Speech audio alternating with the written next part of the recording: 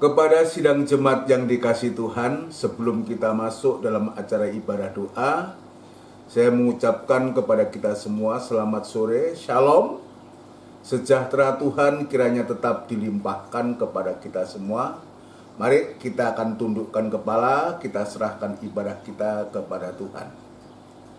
Bapa yang baik yang bertahta dalam kerajaan surga, di dalam nama Tuhan Yesus Kristus Allah sesembahan dan pujaan hati kami satu-satunya, pada sore hari ini Tuhan kami kembali datang kepadamu, merendahkan diri kami Tuhan di hadapanmu, sekaligus membawa kehidupan kami ke tanganmu.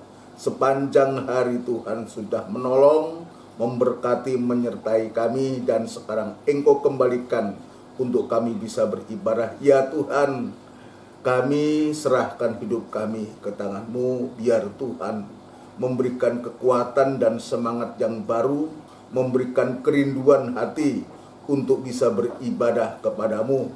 Dan itu sebabnya Tuhan, sucikan hati kami, ampunkan segala dosa, kesalahan, kekurangan kami, baik dalam pikiran, angan-angan, perasaan kami, supaya kami layak beribadah, layak untuk memuji, membesarkan nama-Mu Tuhan. Terima kasih Tuhan, terima kasih. Sekarang kami serahkan acara ibadah ini Tuhan ke tangan-Mu, biar Tuhan kiranya hadir di tengah-tengah ibadah kami, memimpin ibadah kami, mengimami ibadah kami, dan sekaligus memberkati kami dalam ibadah ini Tuhan dari awal sampai pada selesainya. Pakailah kami hamba-hamba-Mu, pelan-pelan-Mu yang terkait dalam ibadah, doa, dan penyembahan ini, alat-alat yang kami gunakan, biar Tuhan juga memberkati segala pekerjaan setan yang coba mengganggu, merintangi dalam jalannya ibadah ini. Ya Tuhan, kami serahkan ke tangan-Mu, dan kami panggil nama-Mu yang penuh kuasa untuk mengusirkan segala pekerjaan setan itu di dalam nama Tuhan Yesus Kristus, darah Kristus yang berkuasa. Terima kasih Tuhan, terima kasih sekali lagi Tuhan menolong kami sekalian. Terima kasih. Di dalam nama Tuhan Yesus Kristus kami sambut ibadah ini. Haleluya. Amin. Puji Tuhan, saudaraku yang dikasihi Tuhan. Mari kita akan kembali untuk kita melakukan puji-pujian sebelum kita mendengarkan firman Allah. Dan kita akan melakukan pujian dari buku NR. Buku NR nomor 26. Kau yang terindah. NR 26, Kau yang terindah.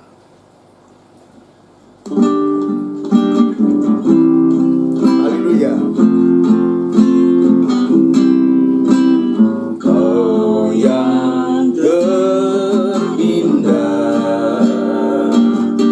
di dalam hidup ini, tiada Allah Tuhan yang seperti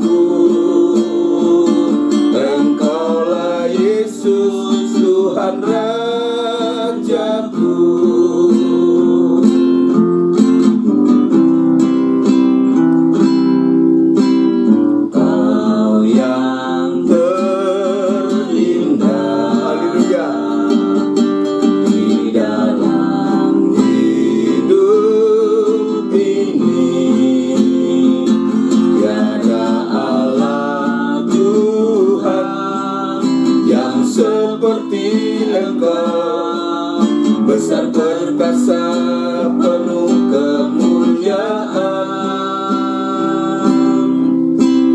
Kau yang termandi di dalam hidup ini, ku cinta kau lebih dari segalanya. Besar kasih setiamu kepadaku, ku sembah kau ya Allahku, ku tinggikan namamu selalu, tiada lutut tak bertelut,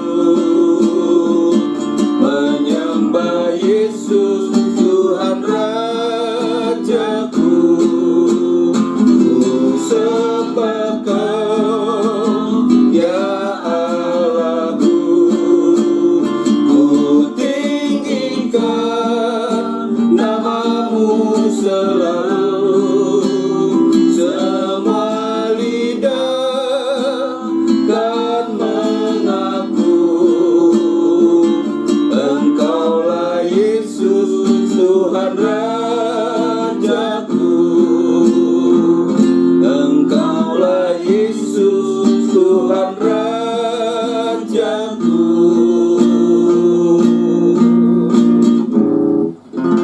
Puji Tuhan, luar biasa ya, biar penyembahan kita hanya terarah kepada Dia, bahkan pengikutan kita betul-betul terarah kepada Dia. Puji Tuhan ya, kita bersama Tuhan mengalami satu keindahan-keindahan. Ya diizinkan ya, ada pengalaman saya pribadi, dan itu kalau kita bisa terima dengan rasa syukur, itu merupakan suatu keindahan yang ada dalam hidup ini, yang Tuhan izinkan untuk kita alami. Itu sebabnya biarlah di hari-hari ini lewat firman Tuhan untuk membawa kehidupan kita, pandangan kita hanya tertuju kepada Dia saja. Puji Tuhan. Kita akan melakukan pujian dari buku NR nomor 234, Saudaraku, 234. Firman-Mu yang kuasa. NR 234. Firman-Mu yang kuasa.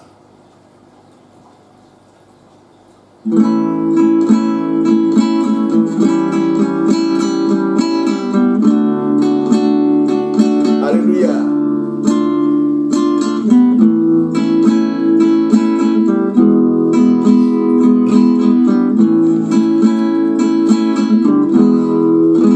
Aku datang dan ku bersujud di hadapan-Mu, ku rasakan indah hadirat-Mu.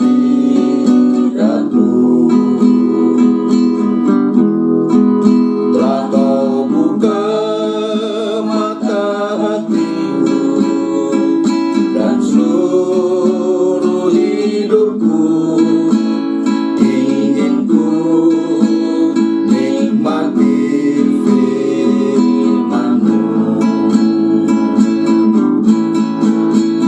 Firman-Mu yang kuasa untuk mengubah sikap hati, firman-Mu yang tegarkan di saat ku terjatuh. Penuhkanlah bejanaku dengan air sungai-Mu, ku haus akan firman-Mu. Aku datang dan ku bersujud di hadapan-Mu,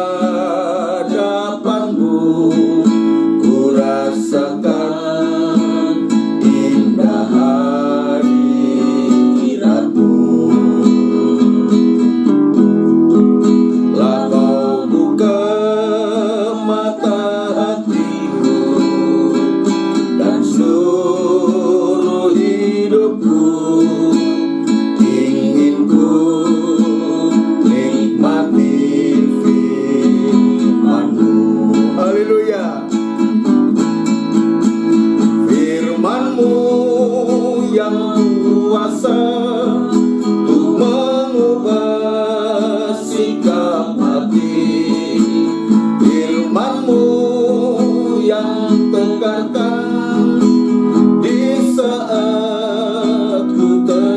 terjatuh.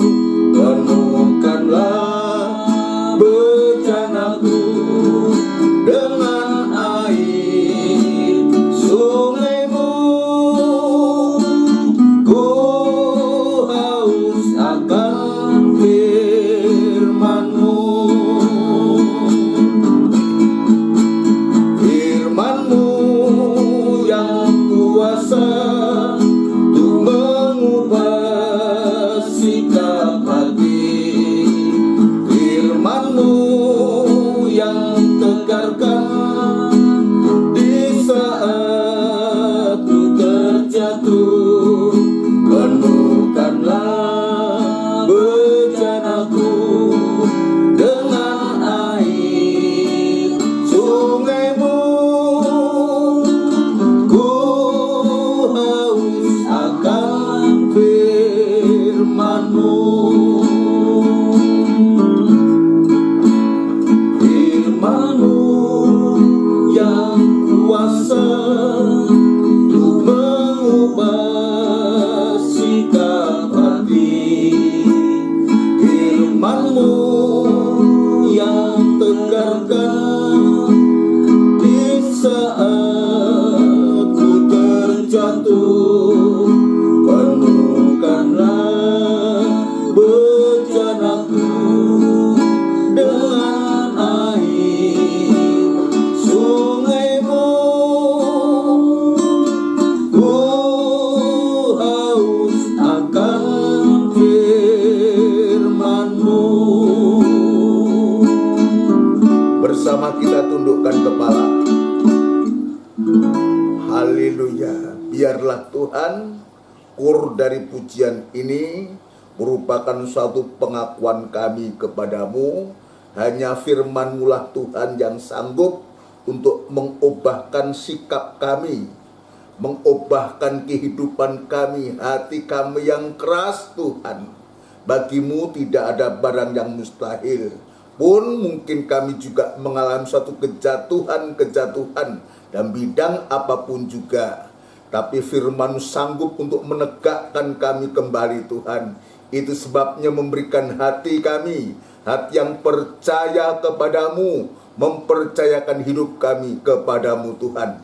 Terima kasih Tuhan, terima kasih. Sebentar kami akan belajar lagi untuk membaca firman-Mu, untuk mendengarkan firman-Mu ya Tuhan.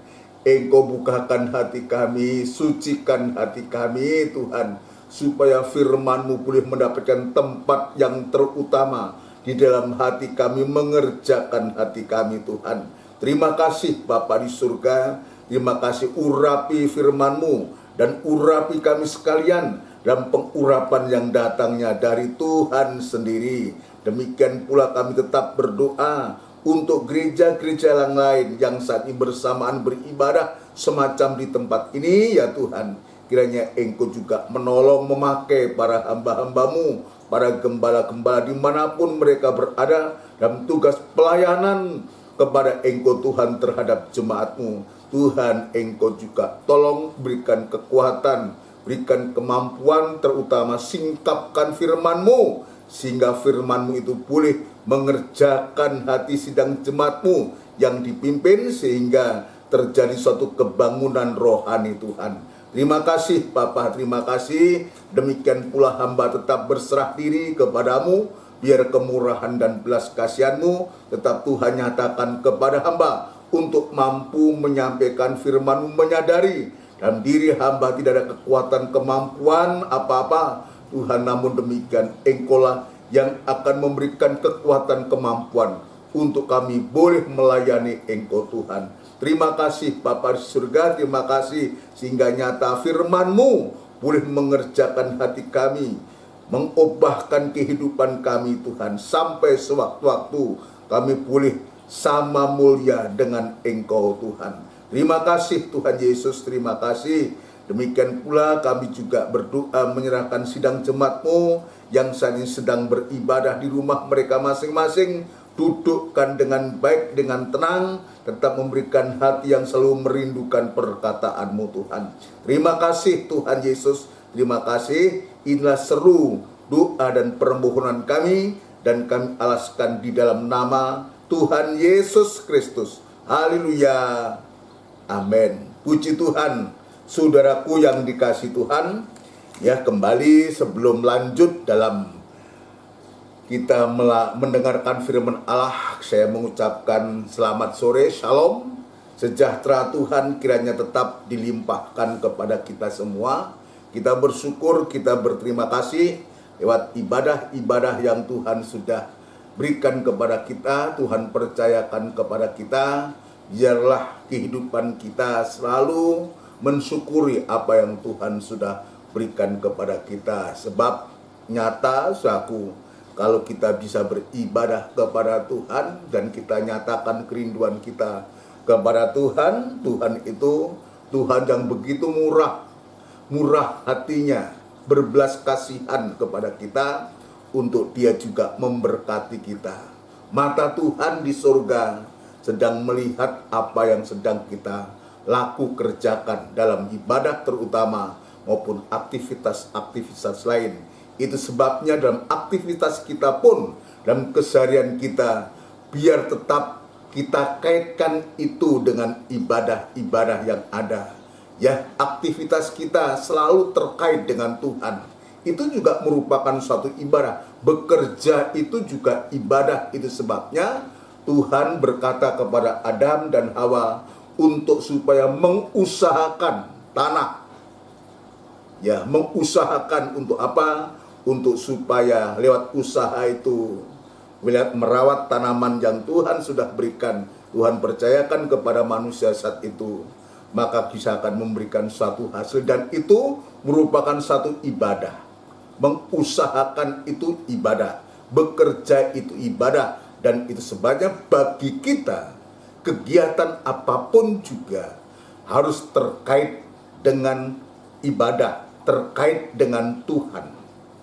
Kalau kita kaitkan dengan Tuhan, saudaraku, maka apapun yang kita kerjakan, ya, maka sungguh-sungguh akan mendatangkan satu sukacita, akan mendatangkan rasa syukur kepada kita, dan sehingga berkat Tuhan itu, kalau kita kerjakan semua itu terkait dengan Tuhan, maka Tuhan juga yang akan memberkati kita semua. Mari kita akan lanjutkan pemeriksaan kita, saku kita kembali ya dalam Yosua pasal yang ketiga. Kemarin saya menekankan saku ayat yang ketiga terutama, ya, yaitu yang berbunyi, segera sesudah kamu melihat tabut perjanjian Tuhan Allahmu, maka kamu harus juga berangkat dari tempatmu dan mengikutinya. Ini kemarin intinya saku kita, dan saya sudah banyak menjelaskan tentang tabut perjanjian, juga imam dan orang Lewi. Saudaraku, saya untuk kali ini tidak berbicara tentang itu lagi, tetapi bagaimana perintah Tuhan lewat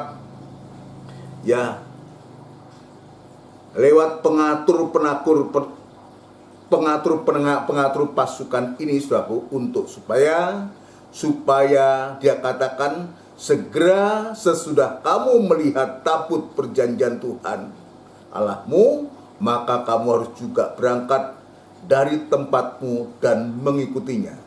Jadi yang kita ingin sedikit ingatkan kembali, sahabat, kata segera.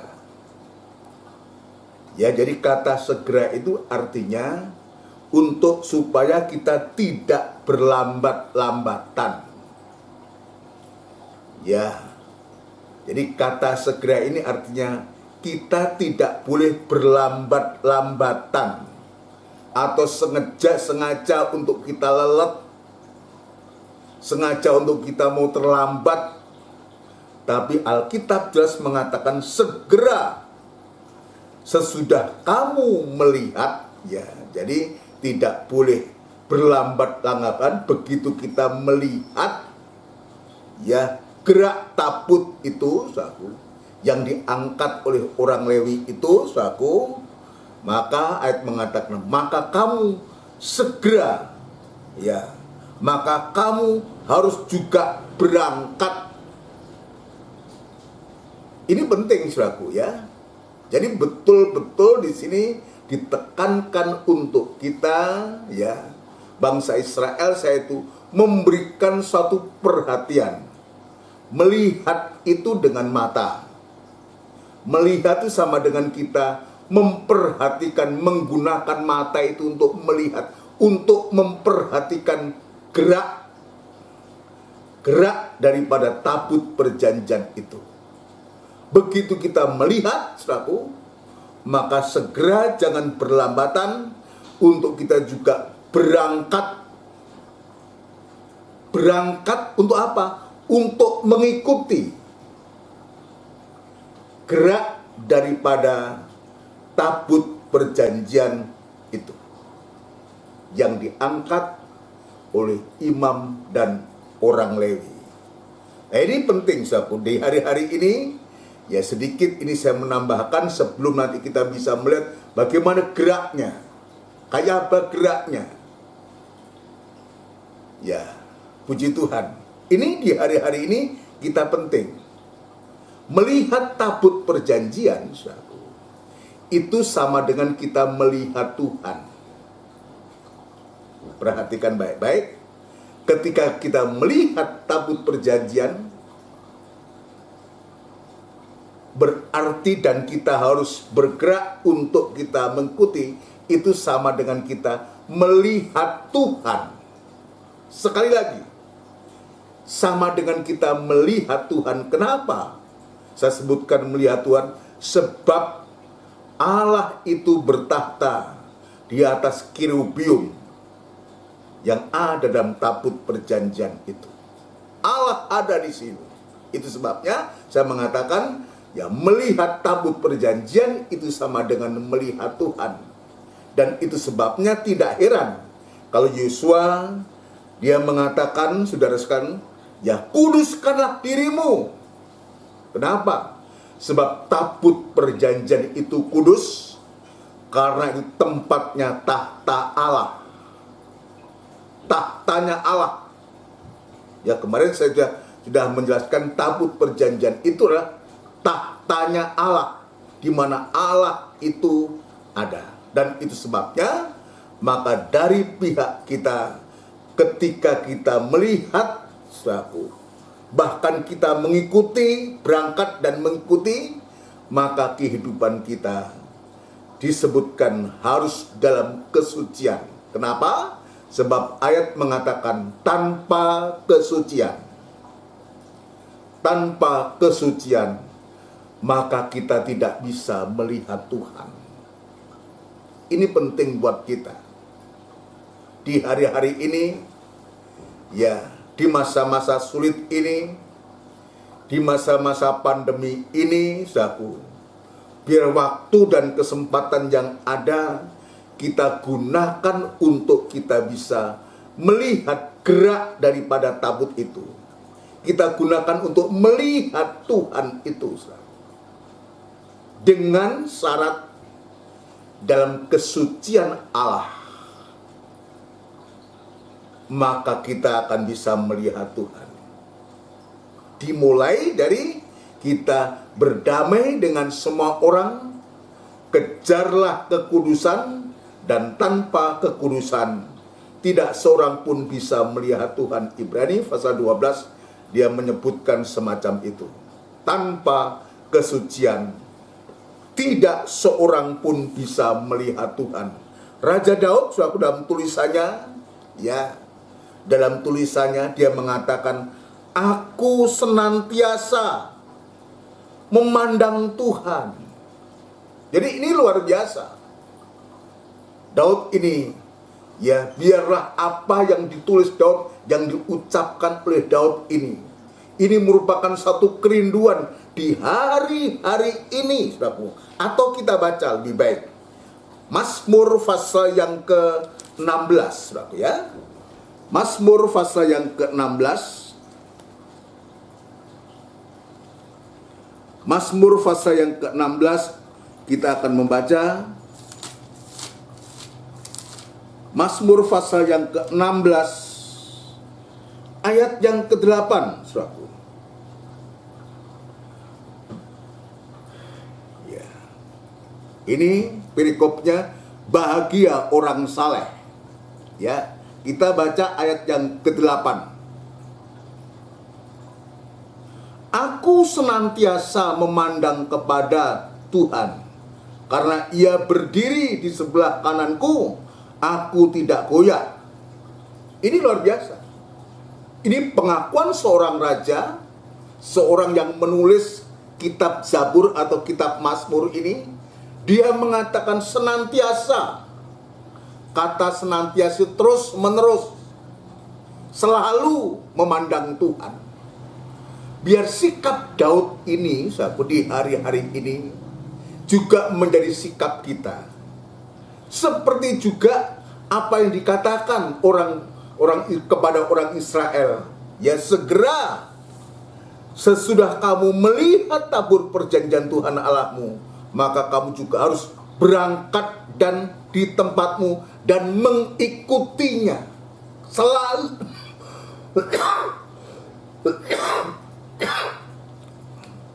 Maafkan saudara sekalian. Haleluya.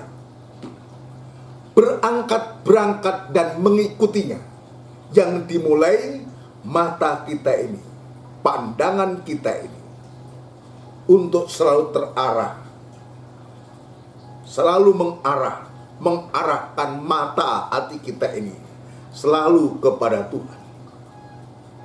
Nah, kalau kita mengarahkan diri kita selalu kepada Tuhan, ayat tadi mengatakan, Ia berdiri di sebelah kananku dan aku tidak akan goyah.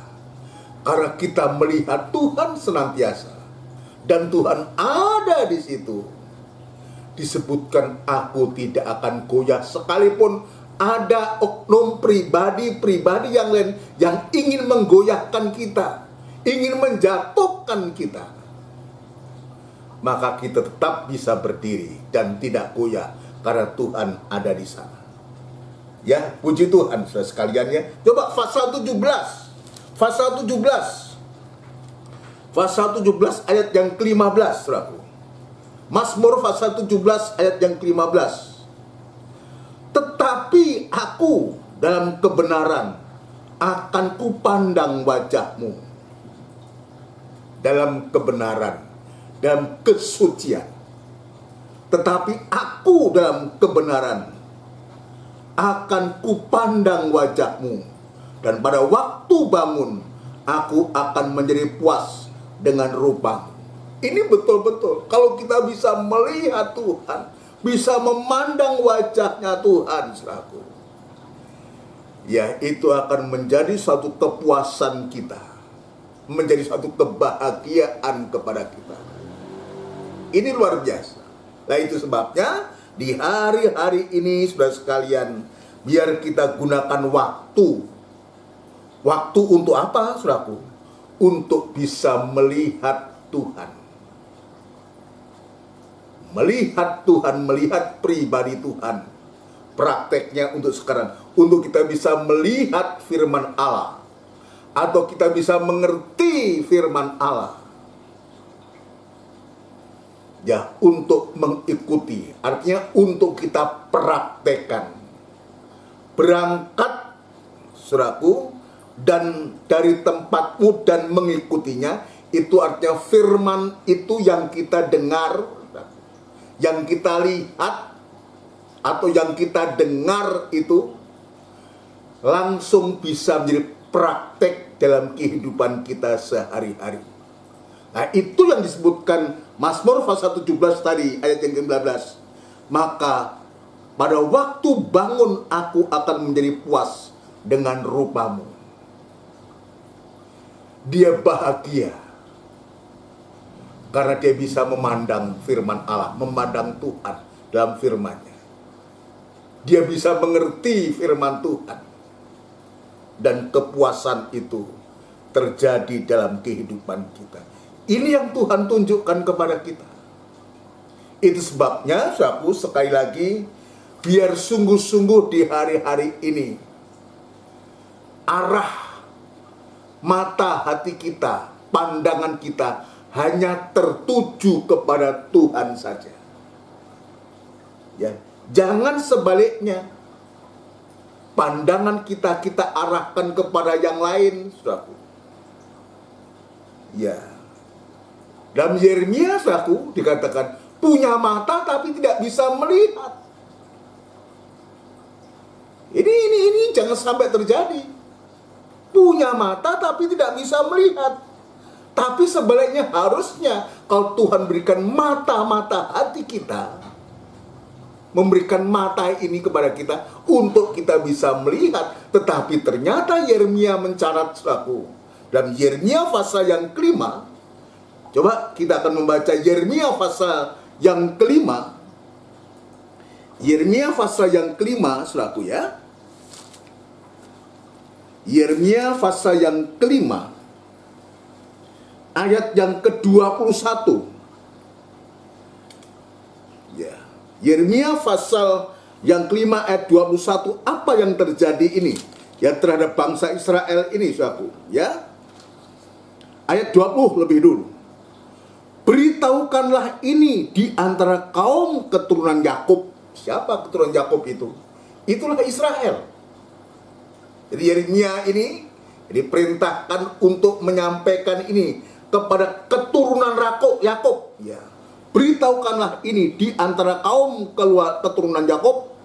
Kabarkanlah itu di Yehuda dengan mengatakan, dengarkanlah ini, hei bangsa yang tolol. Waduh, ini luar biasa ini.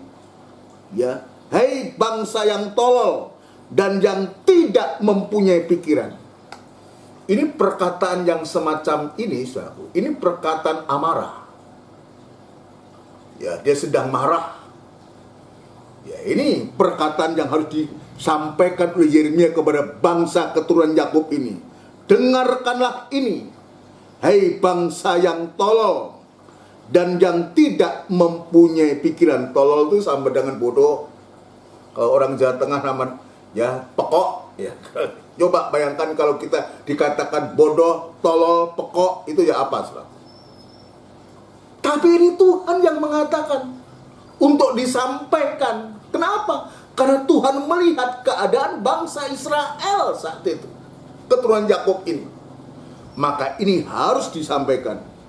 Hei bangsa yang tolol dan tidak mempunyai pikiran, yang mempunyai mata tetapi tidak melihat, yang mempunyai telinga tetapi tidak mendengar. Ini sama dengan buta dan tuli. Matanya terbuka tapi tidak bisa melihat, itu sama dengan buta. Punya telinga tetapi tidak bisa mendengar, itu sama dengan tuli.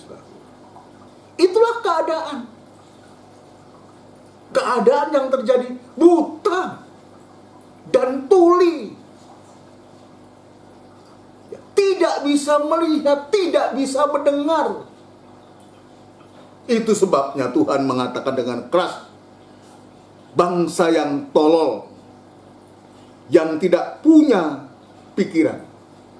Ini kalau ini terjadi pada kita, saudaraku, begitu marahnya, tersinggungnya kita. Kalau kita dikata-katain seperti itu. Tapi demi untuk menolong bangsa ini, saudaraku, maka ini harus disampaikan. Ya, untuk supaya menjadi sadar, supaya mata yang tertutup ini bisa terbuka. Ya. Ini yang terjadi. Dan itu sebabnya, saudaraku, di hari-hari ini ketika Tuhan perintahkan ya kepada kita, dulu kepada bangsa Israel, ya segera sesudah kamu melihat, ayolah kita tidak berlambat-lambatan.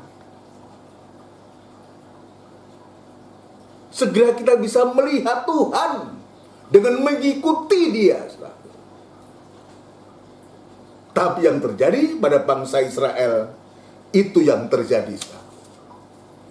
Itu yang terjadi. Prakteknya untuk kita juga demikian. Ini juga mengingatkan kepada kita, janganlah kita menjadi bangsa yang tolol, bangsa yang bodoh, bangsa yang pekok. Ya, kalau orang Jawa Tengah tadi saya mengatakan begitu, janganlah. Ya, kita harus menjadi orang yang diperbaharui.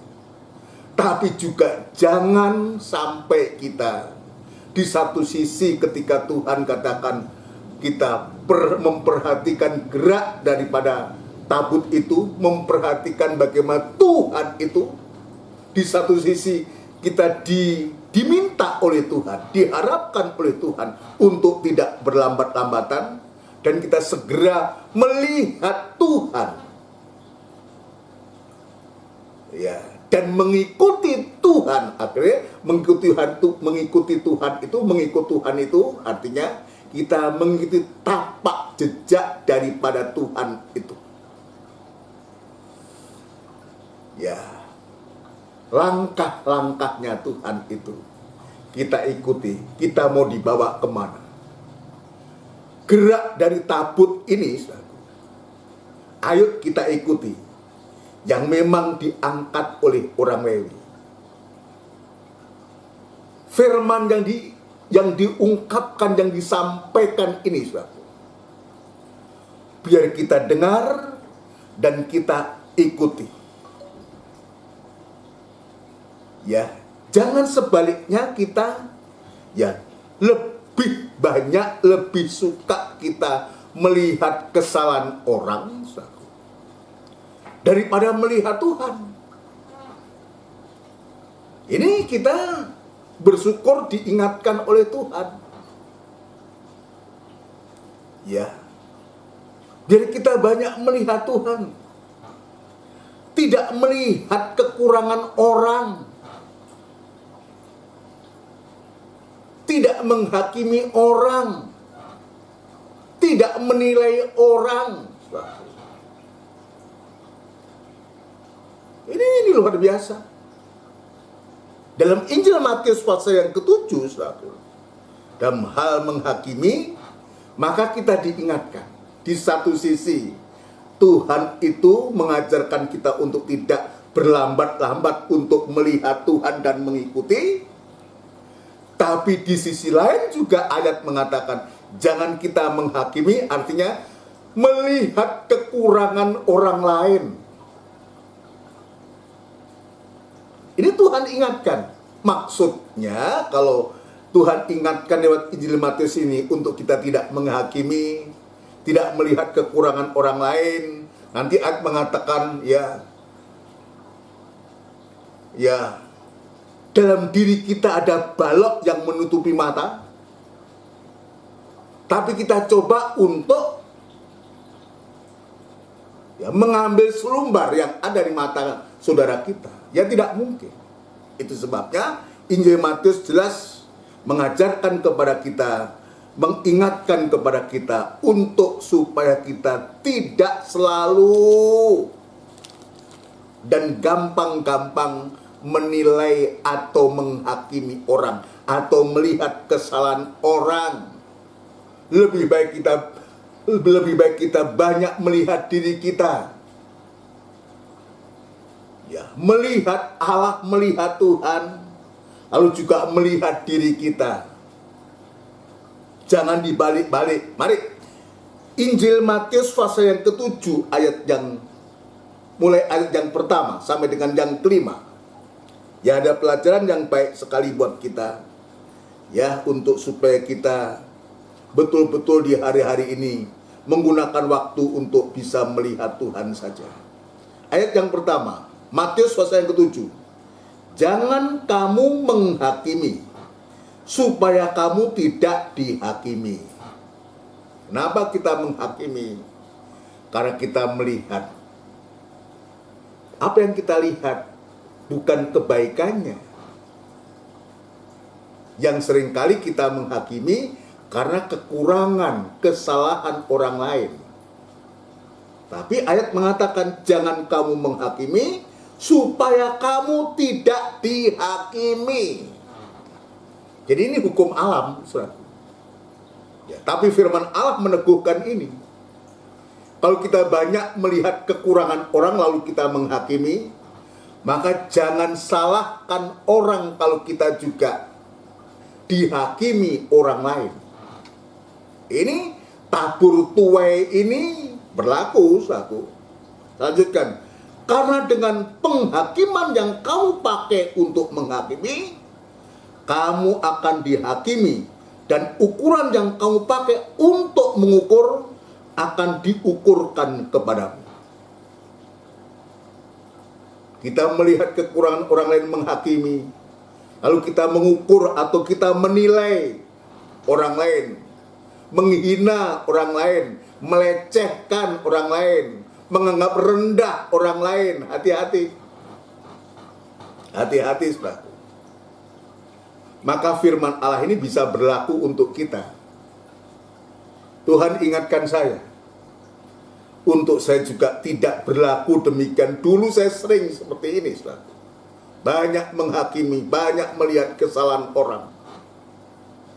Dan ternyata tidak ada manfaatnya sama sekali. Justru membuat hati kita tidak damai. Coba bayangkan, saudaraku, yang seharusnya kita tidak memikirkan kekurangan orang, lalu kita berusaha melihat kekurangan orang, lalu kita menghakimi. Coba hati kita bagaimana? Lalu kita berprasangka, mengukur, menilai, dan semua apa untungnya buat kita? Tidak ada untungnya apa-apa. Apa nggak lebih baik mata ini untuk bisa kita gunakan melihat tabut, melihat Tuhan? Seperti apa yang disampaikan oleh Daud ini. Maafkan saudara sekalian ya. Untuk menyatakan kerinduannya, untuk bisa senantiasa memandang Tuhan, matanya diarahkan kepada Tuhan. Ini Daud, saudara. Tapi juga jangan kita punya mata pura-pura tidak bisa melihat atau tidak mau melihat. Punya telinga kita tidak mau mendengar, tegar tengkuk, keras hati, saudara. Tapi di satu sisi kita bisa menghakimi orang, bisa menilai orang, bisa melecehkan orang, bisa menceritakan kekurangannya orang. Tapi ayat berkata apa? Ayat yang ketiga, perhatikan. Mengapakah engkau melihat selumbar di mata saudaramu, sedangkan balok di dalam matamu tidak engkau ketahui? Ini yang terjadi dalam kita. Ini juga nomor satu untukku. Ini menjadi koreksi yang seringkali mungkin kita juga seperti ini. Ya, kita bisa melihat selumbar di mata saudara kita, tapi sesungguhnya balok itu ada di depan mata kita, di dalam matamu. Ya, sedangkan balok di dalam matamu tidak engkau ketahui.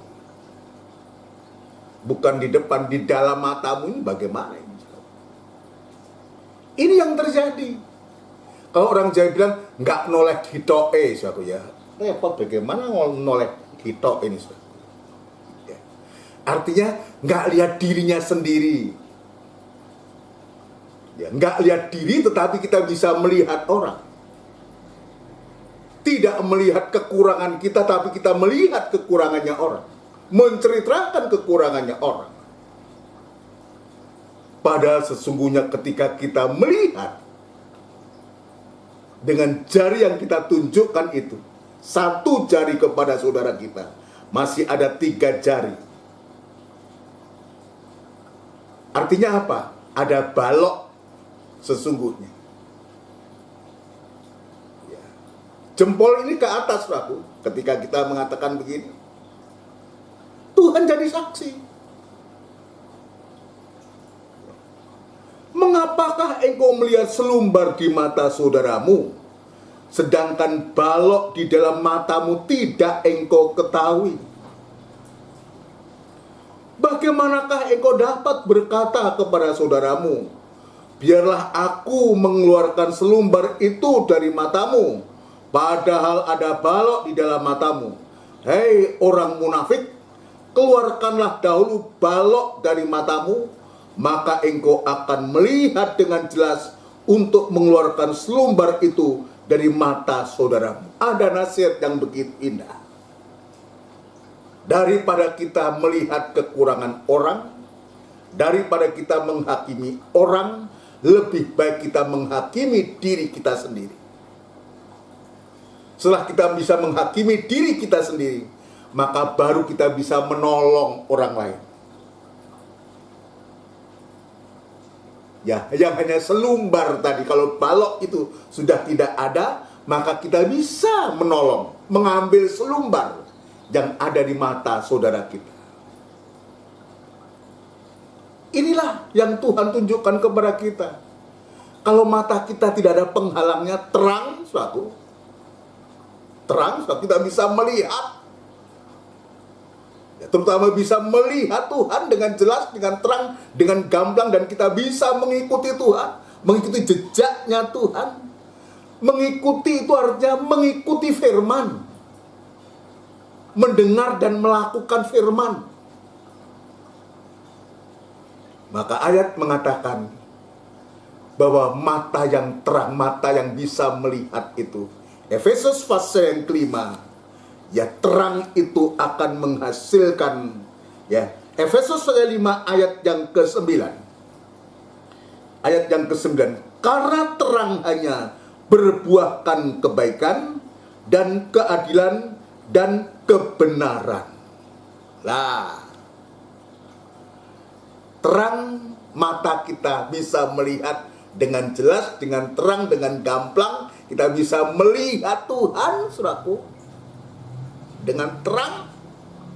Maka terang itu, terang yang ada pada kita, di samping kita bisa melihat Tuhan, maka terang itu juga akan menghasilkan kebaikan. Bukan keburukan. Bukan melihat kesalahannya orang. Atau keburukan orang, tapi kita bisa melihat kebaikan, berbuahkan kebaikan dan keadilan dan kebenaran. Ini terang. Jadi kalau mata hati kita jernih, saudara, pasti kita bisa baik, ada kebaikan, ada keadilan, dan ada kebenaran. Dan itu adalah firman Tuhan. Terang firman Tuhan itu menghasilkan kebaikan, keadilan, dan kebenaran. Puji Tuhan. Biarlah di hari-hari ini, saudaraku, dengan apa yang sedang kita pelajari ini, biar ini mengingatkan kepada kita semua di hari-hari ini, ya, untuk supaya kita ya tidak lengah, tidak berlambatan untuk menggunakan mata hati ini, untuk selalu kita bisa melihat Tuhan. Melihat Tuhan dengan kebenaran dan kesucian Tuhan. Sehingga kita selalu bisa melihat Tuhan. Kalau kita bisa melihat Tuhan, maka kita juga bisa untuk mengikuti, untuk kita mempraktekkan firman Tuhan. Dalam Injil Yohanes pasal yang ke-14, ya, Tuhan ingatkan, Injil Yohanes pasal yang ke-14.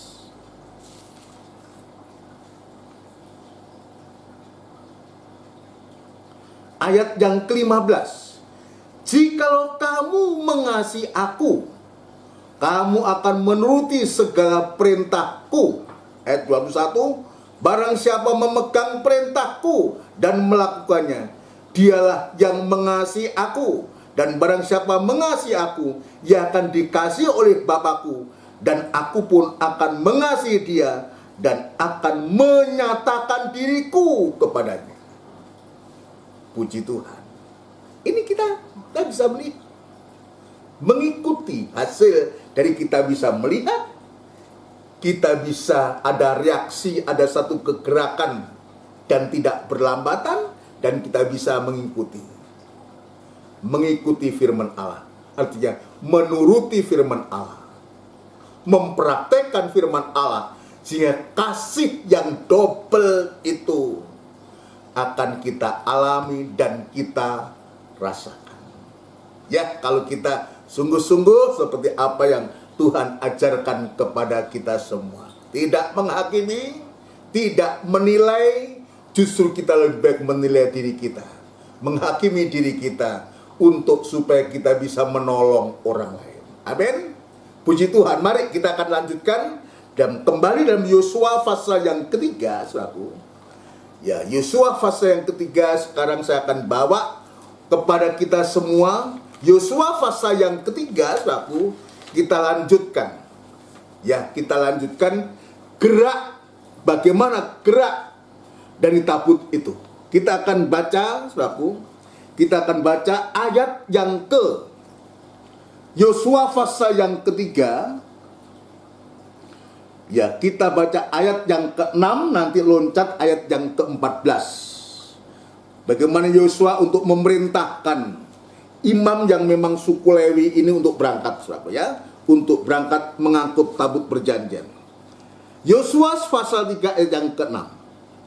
Dan kepada para imam itu Yosua berkata, demikian, angkatlah tabut perjanjian dan menyeberanglah di depan bangsa itu. Jadi tabut itu berada di depan, dan dalam ayat sebelumnya harus dengan jarak 2000 hasta.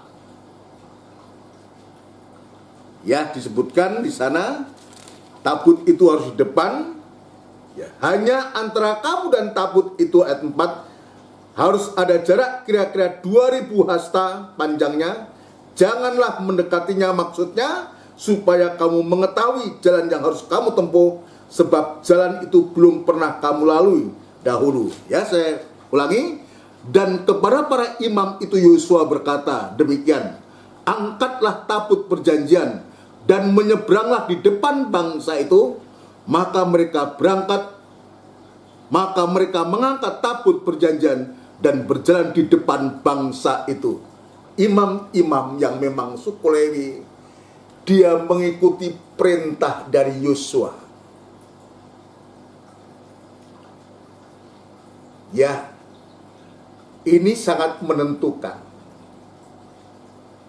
Berada di depan bangsa itu dengan jarak 2000 hasta untuk kamu tidak mendekatinya.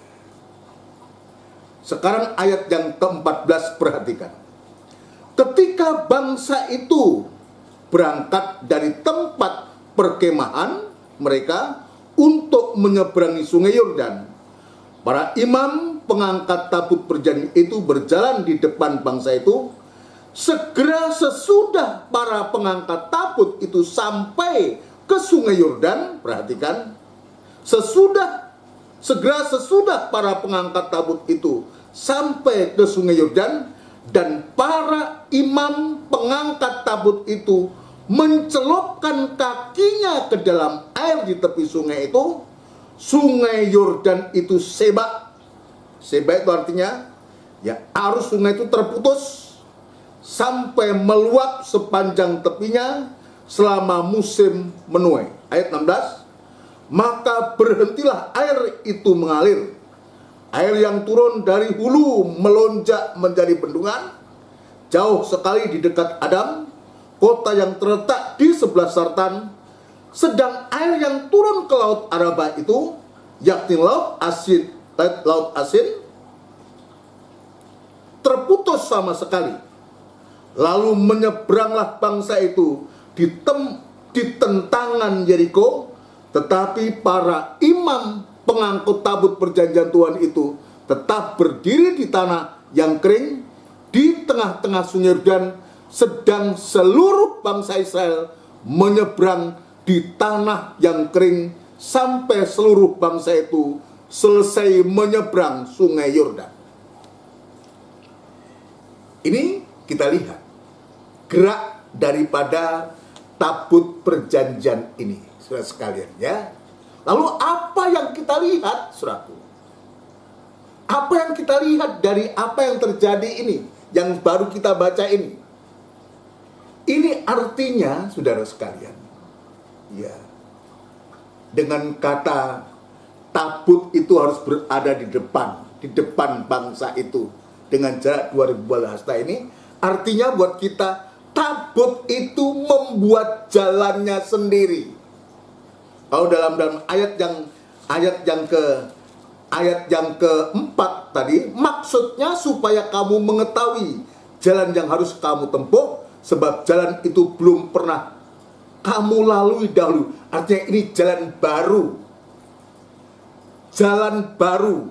Dan tabut itu yang membuat jalan yang baru itu. Ini sudah ya. Ini pada malam hari ini kita dalami ini.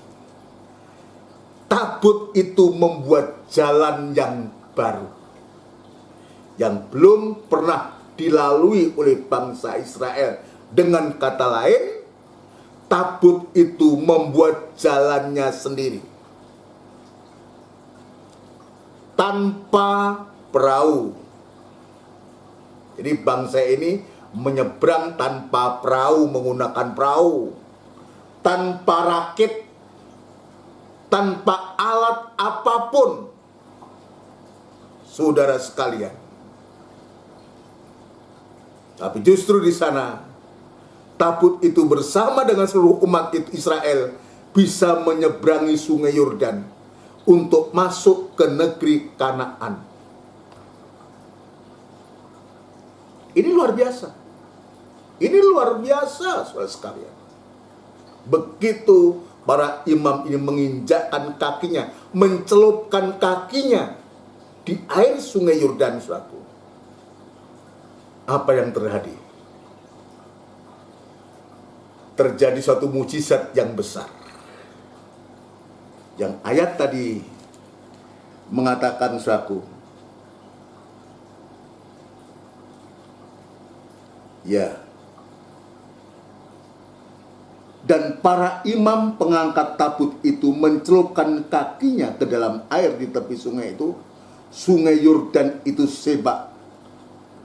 Arus sungai itu terputus.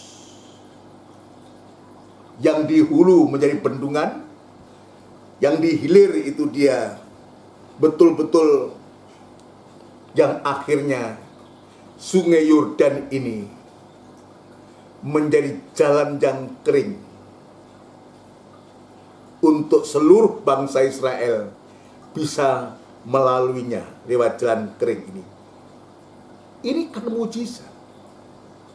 Ini kan keajaiban. Nah, sekarang prakteknya untuk kita. Kalau kita sungguh-sungguh mata kita tertuju hanya kepada Tuhan,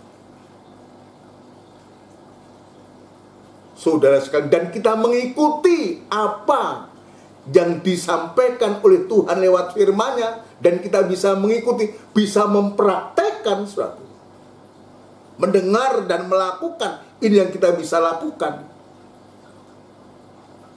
Bagi Tuhan tidak ada barang yang mustahil. Ya, bentangan sungai Yordan bisa terbelah, bisa menjadi jalan kering. Ini kan mustahil buat manusia. Karena apa? Karena Tuhan sudah membuat jalannya sendiri. Ya, itu sebabnya kenapa kemarin saya katakan, bukan melayani Tuhan, ikut Tuhan itu, saudaraku. Harus kita mengikut jalannya Tuhan. Mengikuti apa maunya Tuhan. Jangan kita membuat jalan kita sendiri, menciptakan jalan sendiri. Jangan. Di satu sisi, jelas di sini, tabut ini membuat jalannya untuk kita, membuat jalannya sendiri untuk kita. Tapi persoalannya adalah, kita ini seringkali tidak mau mengikuti jalannya Tuhan. Kita ini mau berot karpe dewe. Ya. Dalam Yesaya pasal 30, atau kita baca, ya, ketika bangsa Israel ini juga ya dalam tekanan yang begitu berat, saudaraku. Dalam tekanan yang begitu berat, saudaraku sekalian, ya terkepung, Yerusalem terkepung itu dalam Yesaya pasal 29, saudaraku, terlalu berat, saudaraku. Tapi bangsa Israel ini tidak mau dengar Tuhan. Sampai dalam pasal yang ke-30, lewat Yesaya ini, dia katakan, celakalah anak-anak pemberontak, demikianlah firman Tuhan. Kenapa sampai Tuhan berfirman begitu kepada bangsa Israel ini? Anak pemberontak, karena dia memang tegar tengkuk, keras hati, suka melawan. Itulah bangsa Israel. Jadi apa yang terjadi, jangan sampai ada tanda-tanda itu ada pada kita. Ketika Tuhan memberikan jalan, membuatkan jalan kepada kita, jangan kita menjadi jalan yang lain. Ayo kita baca apa yang terjadi pasal 30. Yesaya pasal 30 ayat yang pertama. Dan seterusnya. Celakalah anak-anak pemberontak, demikianlah firman Tuhan, yang melaksanakan suatu rancangan yang bukan daripadaku. Ini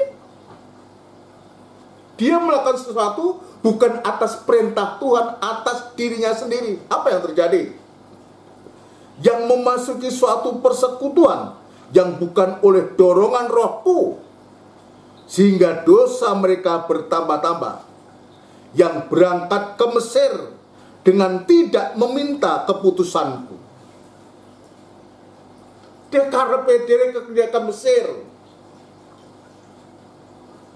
Ya sudah, sekalipun pernah. Ini ke Mesir tidak atas utusan Tuhan. Tapi pernah terjadi Tuhan mengutus Yusuf saat itu, larilah ke Mesir dan bawalah anak itu dan istrimu. Tapi Tuhan yang perintahkan. Tapi bangsa ini disebutkan bangsa pemberontak ini, ketika dalam kesulitan yang amat sangat, tidak bertanya Tuhan, tidak atas perintah Tuhan, saudaraku, tapi berangkat ke Mesir dengan tidak meminta keputusanku, untuk berlindung pada Fir'aun, dan untuk berteduh di bawah naungan Mesir, dan seterusnya. Ini yang terjadi.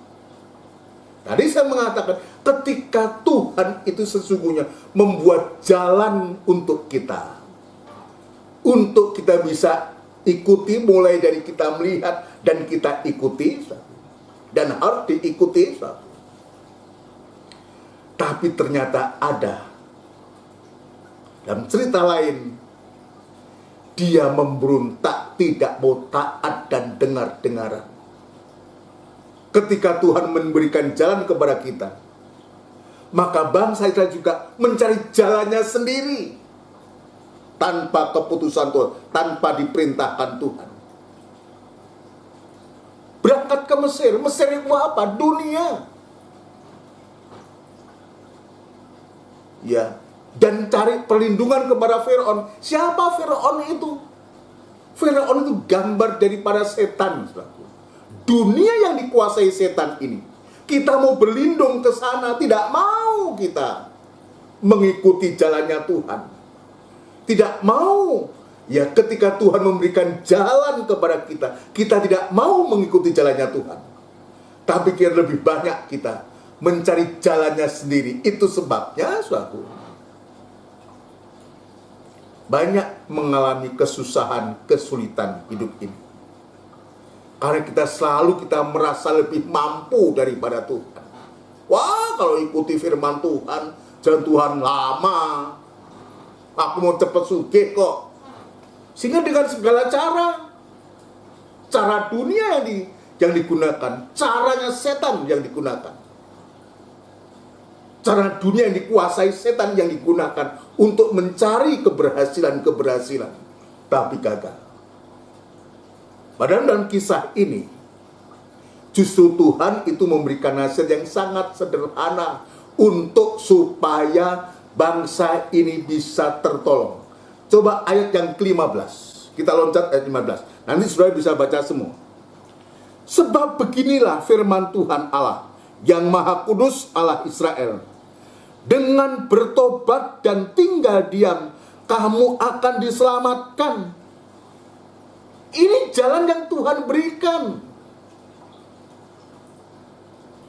Ya. Kepada anak-anak yang disebutkan Tuhan, anak-anak pemberontak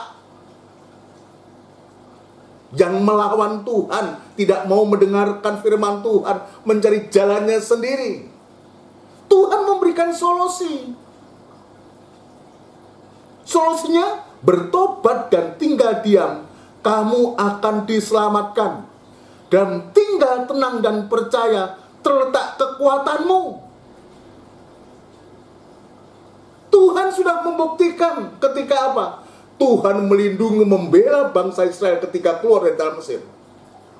Kamu akan diam saja, akan berperang ganti kamu. Tapi apa yang dikatakan oleh bangsa Israel ini? Bangsa yang disebutkan pemberontak ini. Tetapi kamu enggan, tetapi kamu tidak mau, tidak sudi dengan apa yang diperintahkan oleh Tuhan. Padahal itulah jalan yang Tuhan tunjukkan. Ya, bagaikan tabut itu memberikan jalan. Tuhan itu memberikan jalan. Jalan yang paling singkat.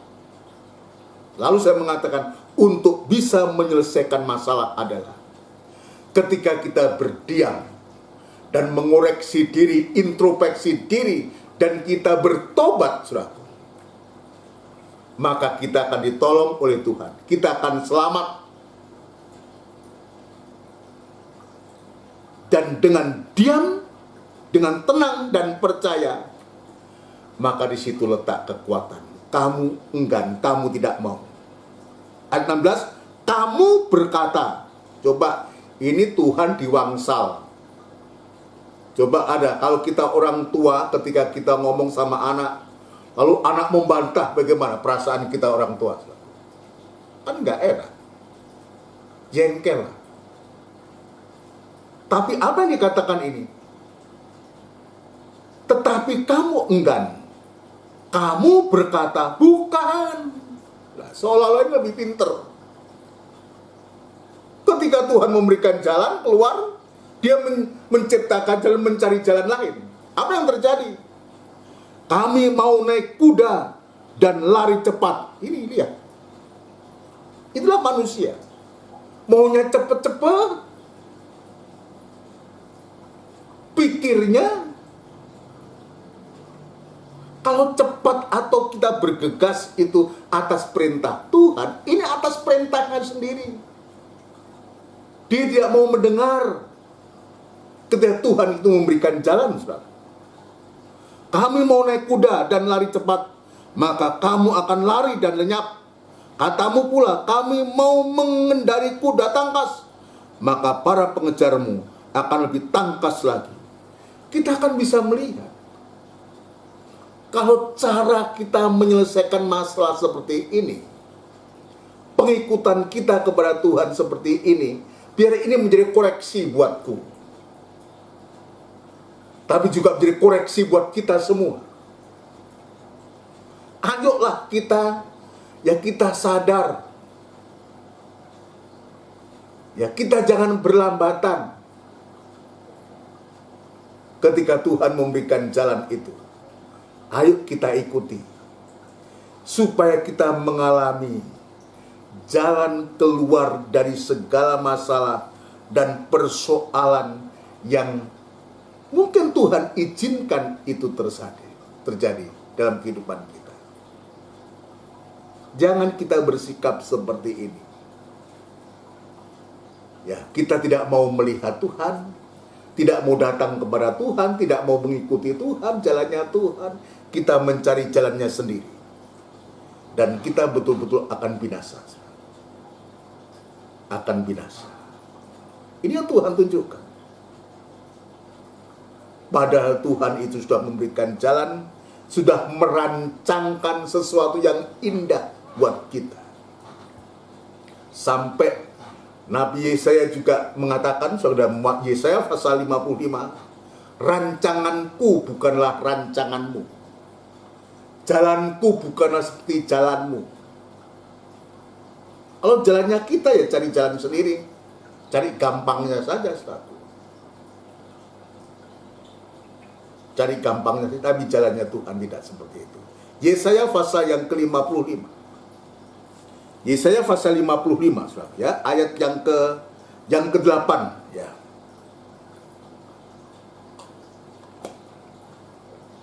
Ya, 1-2 ayat lagi, satu.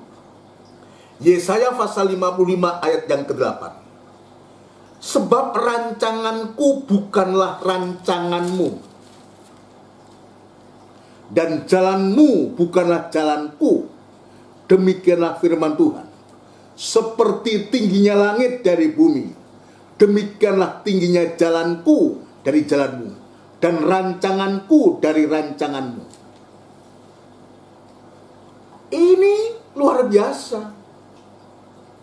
Kalau disebutkan ya tabut itu membuat jalannya sendiri, artinya ada rancangan Tuhan tersendiri buat kita.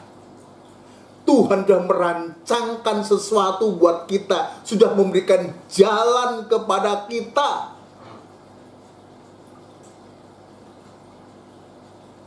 Yesaya jelas mengatakan, ya rancanganku bukanlah rancanganmu, dan jalanmu bukanlah jalanku. Demikianlah firman Tuhan. Kenapa? Kalau rancangan kita, jalan kita, seperti apa yang terjadi dalam bangsa Israel ini. Dia tidak ingin, dia tidak mau mengikuti jalannya Tuhan. Enggan. Dia mencari jalannya sendiri. Naik kuda itu lebih cepat.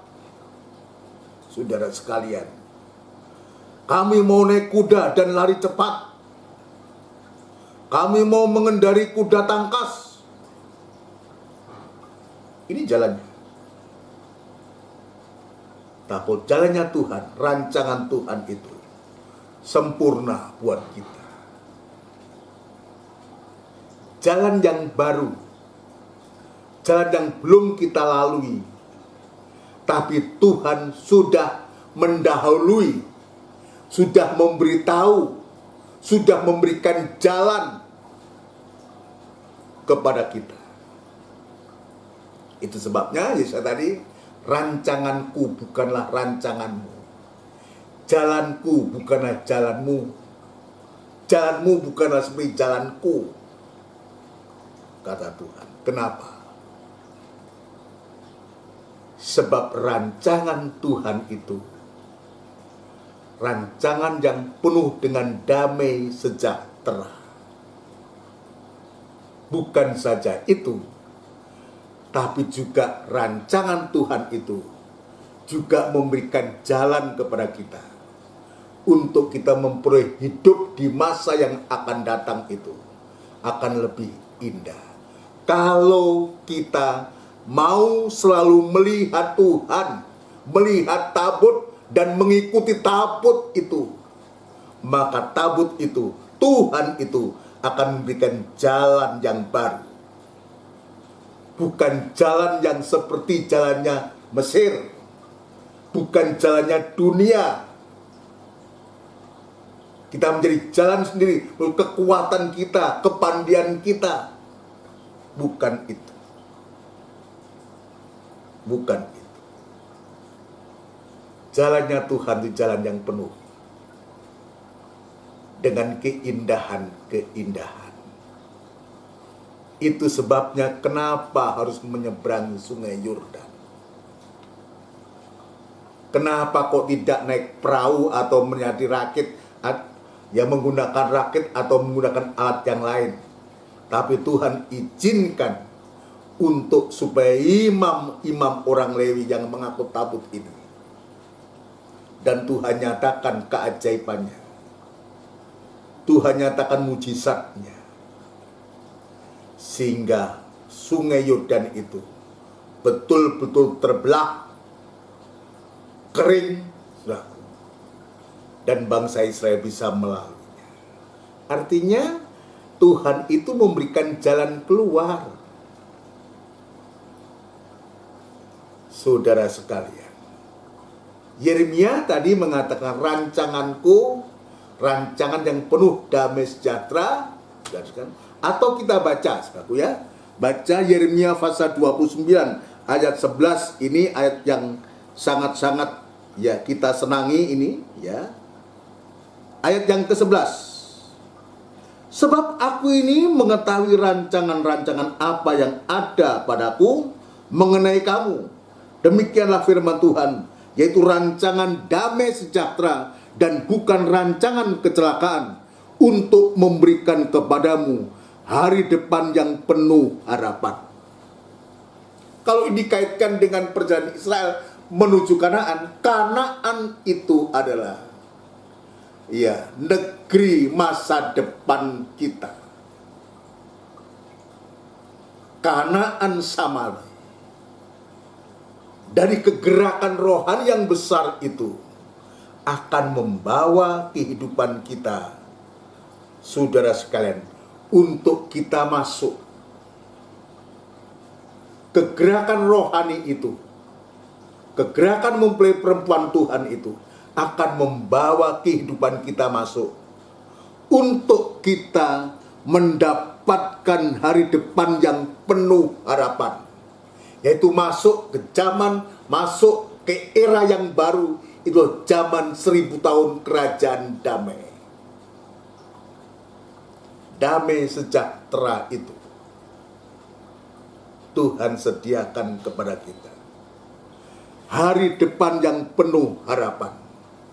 Itulah dalam kerajaan 1000 tahun damai ini, saudaraku. Dan nanti akan lanjut lagi, saudaraku, sampai kita masuk Kanaan Samawi, yaitu kota Yerusalem yang baru yang kekal, untuk kita bersama-sama dengan Dia untuk selama-lamanya.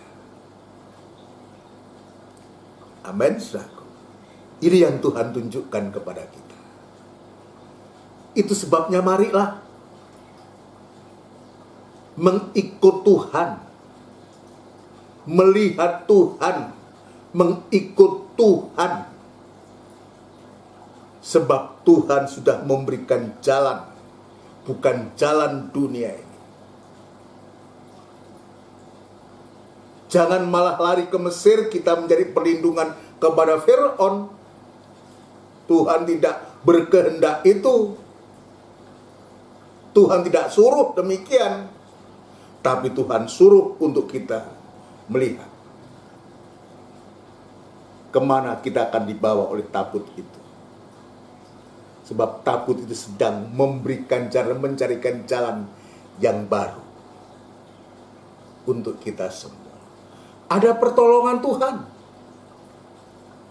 Ada harapan dari Tuhan. Kalau kita mengerti rencana Tuhan, kehendak Tuhan, mengikuti kehendak Tuhan, ada pertolongan, ada keajaiban yang terjadi. Dalam Yosua yang kita baca tadi, saudaraku, pasal yang ketiga 14 sampai 17 tadi, kita bisa melihat ada suatu kejadian yang heran. Ya, kalau kita membaca Yosua pasal 3 ayat 14 sampai 17, apa itu?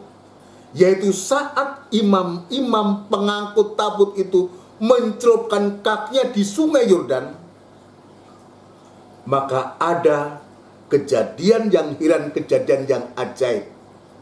Apa itu? Air yang di bawah berhenti mengalir.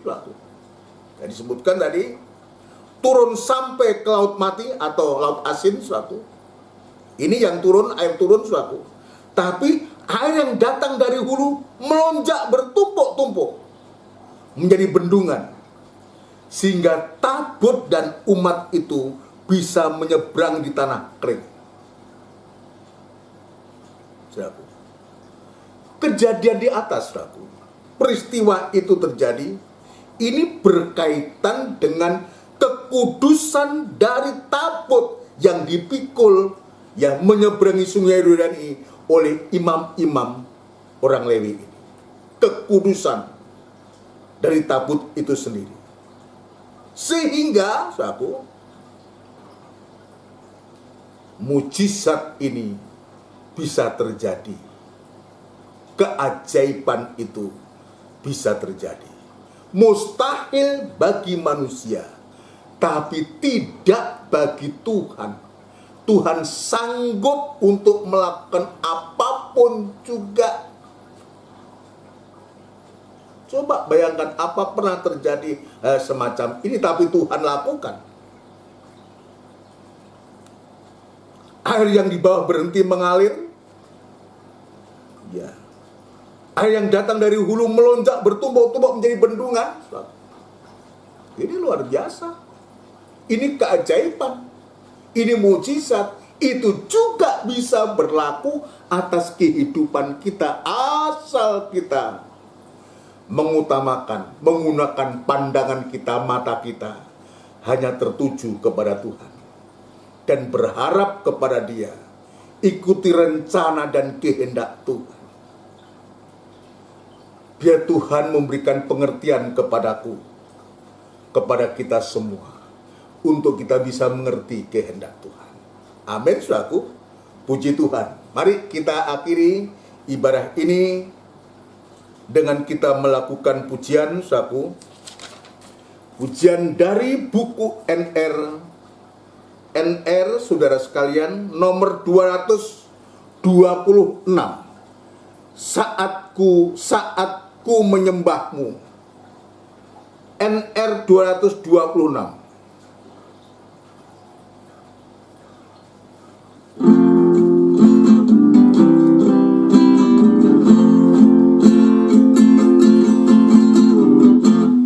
Saatku menyembahmu, Rohmu bekerja. Saatku memujimu, Kau berkata di atas pujian.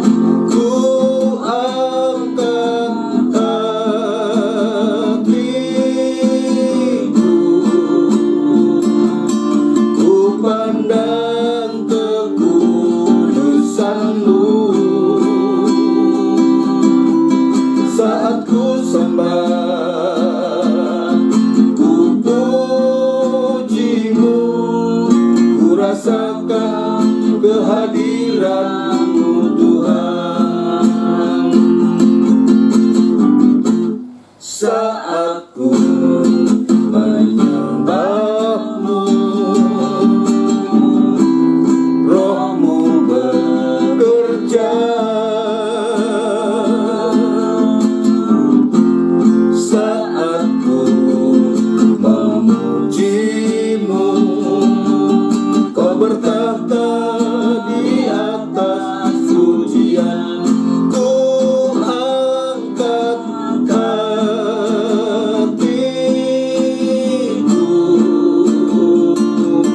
ku pandang kekudusan-Mu. Saat ku sembah, ku pujimu, ku rasakan kehadiran-Mu Tuhan. Ku angkat hatiku, ku pandang kekudusan-Mu. Saat ku sembah, ku pujimu, ku rasakan kehadiran-Mu Tuhan. Saat ku sembah, ku pujimu, ku rasakan kehadiran-Mu Tuhan.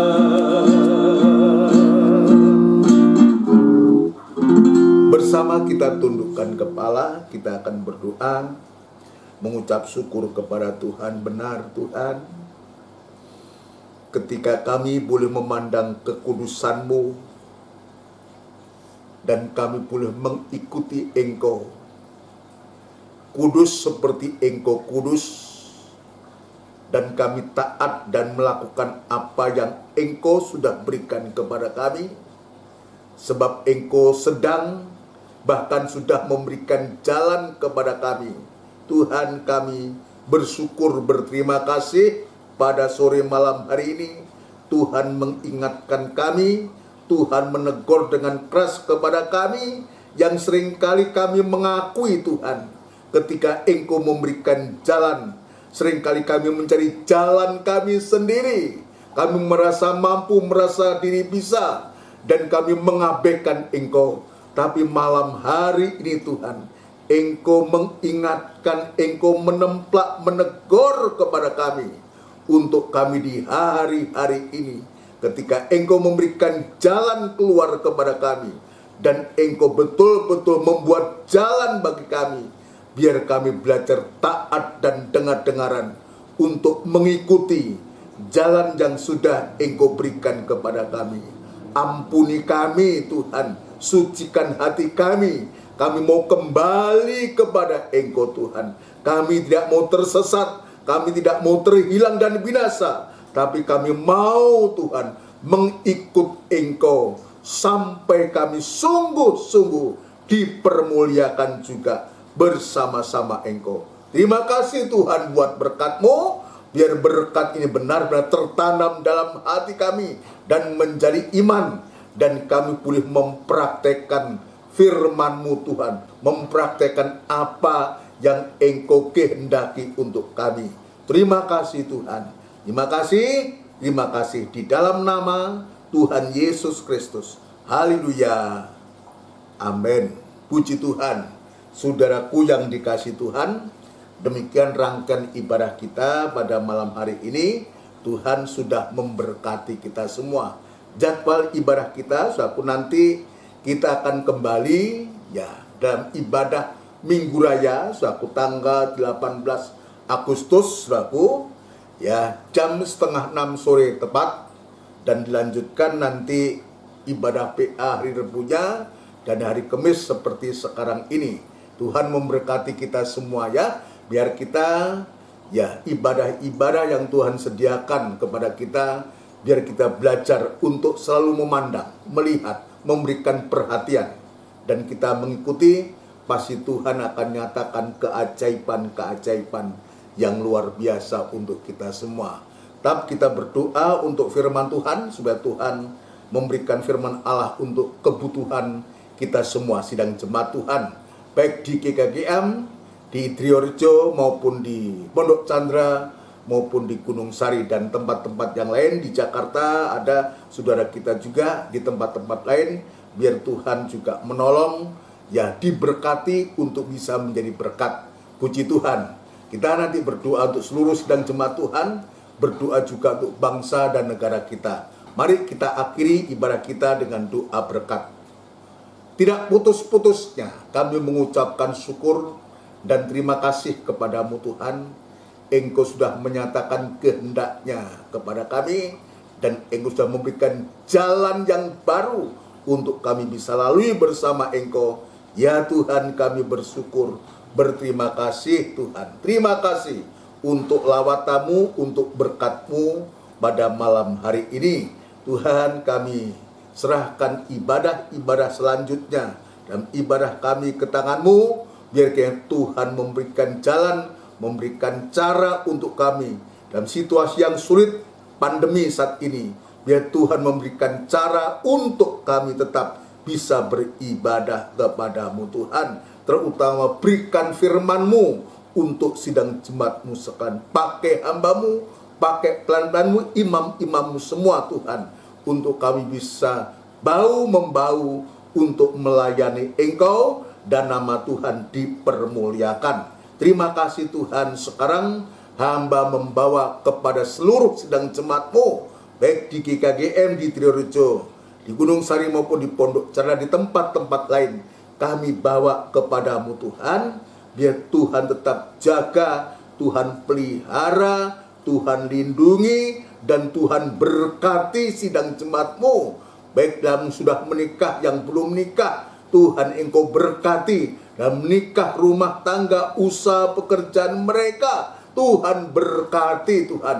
Dan berkat yang dari Tuhan, kami yakin dan percaya Engkau tidak pernah menipu kami, merugikan kami. Tapi justru sebaliknya, Engkaulah yang memelihara kehidupan kami dengan caranya Tuhan sendiri. Terima kasih Tuhan. Terima kasih kepada sidang jemaatmu yang membutuhkan pertolongan oleh karena kelemahan fisik, Om Edwin dalam pemulihan di rumah. Biar Tuhan juga menolong saudara kami yang juga menjalani isoman. Tuhan juga tolong, sertai, dan berikan damai sejahtera-Mu. Yang lemah Tuhan kuatkan, yang sakit Tuhan jamah dengan kuasa darah-Mu. Dan dalam masalah persoalan keuangan, soal pekerjaan, kami serahkan ke tangan-Mu. Yang mencari pekerjaan, Tuhan buka jalan. Yang merintis pekerjaan baru, Tuhan buka jalan juga dan memberkati. Yang bekerja di kota, di desa, dimanapun, bahkan di luar pulau sekalipun, bahkan di luar negeri, Tuhan juga memberkati, menyertai. Engkau ada di sana Tuhan. Terima kasih Tuhan. Terima kasih. Terima kasih Tuhan Yesus. Bangsa dan negara kami, Republik Indonesia, yang kami cintai, yang di hari-hari harus menghadapi masalah yang menyangkut pandemi ini. Bukan hanya itu, juga masalah keamanan, masalah ekonomi. Ya Tuhan, kami serahkan ke tangan-Mu. Dan kiranya Tuhan menolong bangsa kami, terutama para pemimpin-pemimpin kami, mulai dari Bapak Presiden, Wakil Presiden, jajaran menteri, pejabat tinggi negara, di pusat, di daerah, TNI, Polri, boleh bau-membau Tuhan. Dan berikan hikmat akal budi yang dari Tuhan, untuk dimampukan oleh Tuhan, untuk mengatasi masalah yang sedang dihadapi oleh bangsa kami ini. Terima kasih Tuhan, terima kasih. Jauhkan dari pertengkaran, jauhkan dari perselisihan, jauhkan dari hal yang tidak berkenan. Lindungi bangsa kami, satukan bangsa kami. Dan segala pekerjaan setan dalam bentuk apapun yang juga mengganggu anak-anak-Mu, gereja-Mu, bangsa kami ini, kami serahkan ke tangan-Mu. Dan kami panggil nama-Mu yang penuh kuasa untuk mengusirkan segala pekerjaan setan itu di dalam nama Tuhan Yesus Kristus, darah Kristus yang berkuasa. Terima kasih Tuhan, terima kasih, terima kasih. Sebentar kami akan berpisah, dan sekaligus kami mungkin akan beristirahat malam. Kami serahkan hidup kami ke tangan-Mu Tuhan.